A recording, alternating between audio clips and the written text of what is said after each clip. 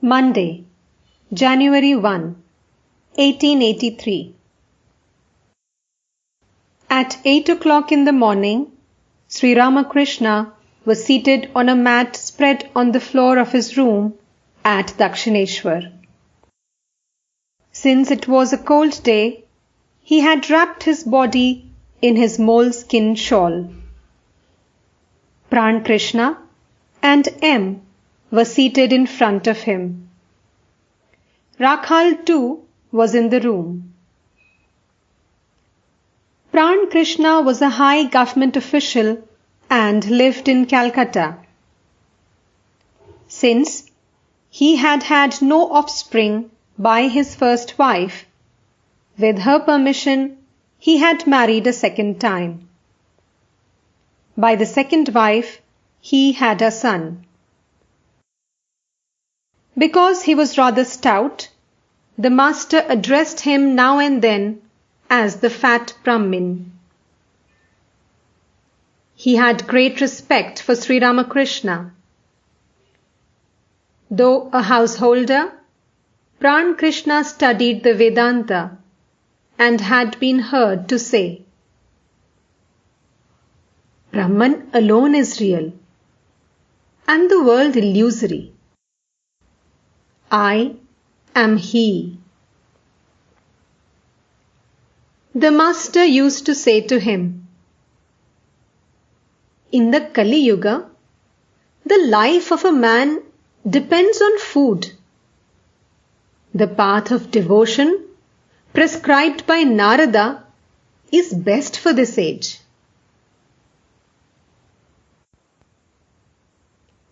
A devotee had brought a basket of jalebi for the master, which the latter kept by his side. Eating a bit of the sweets, he said to Pran Krishna with a smile, "You see, I chant the name of the Divine Mother. So, I get all these good things to eat." Laughter. "But she doesn't give such fruits as gourd or pumpkin. She bestows the fruit of Amrita, immortality, knowledge, love, discrimination, renunciation, and so forth." A boy 6 or 7 years old entered the room.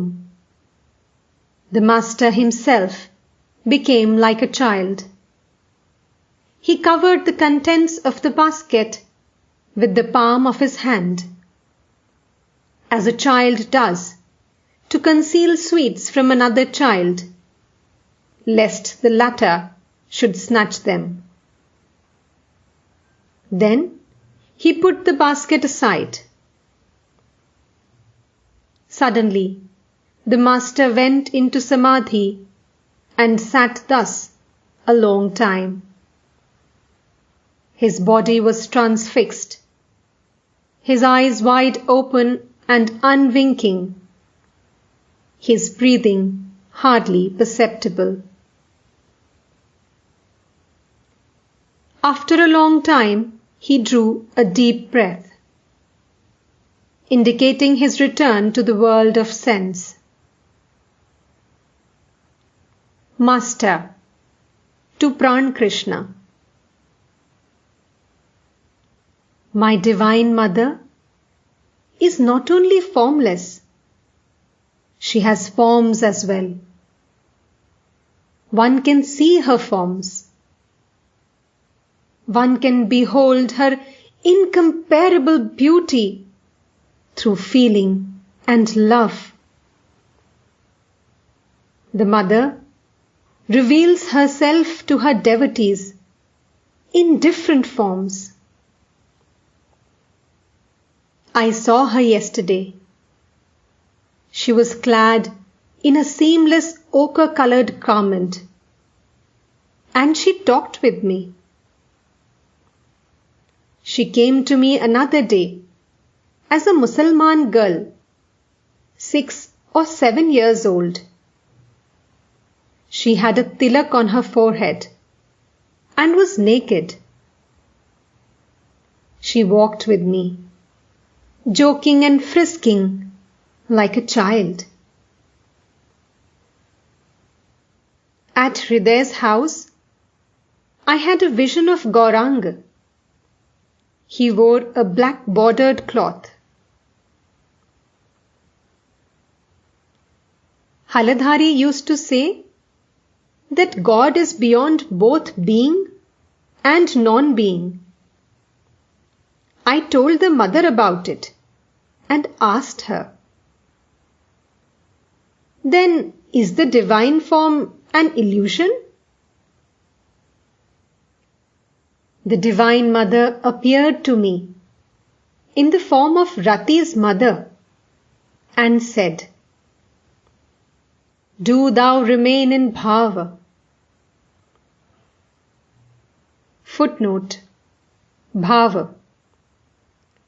a rare state of divine exaltation when the devotee, after realizing the Absolute, remains in the borderland between the Absolute and the relative. In this state, he sees that both the Absolute and the relative, as the two aspects of the Godhead, are real. Footnote ends.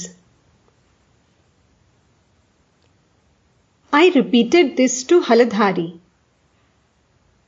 Now and then, I forget her command and suffer. Once, I broke my teeth because I didn't remain in bhava. So, I shall remain in bhava unless I receive a revelation from heaven or have a direct experience to the contrary. I shall follow the path of love. What do you say? Pran Krishna: Yes, sir. Master: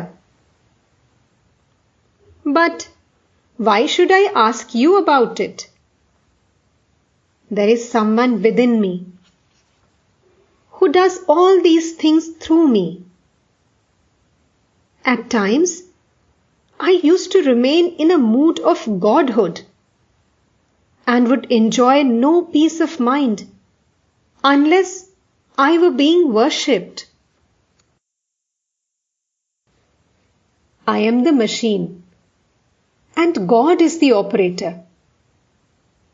I act as He makes me act.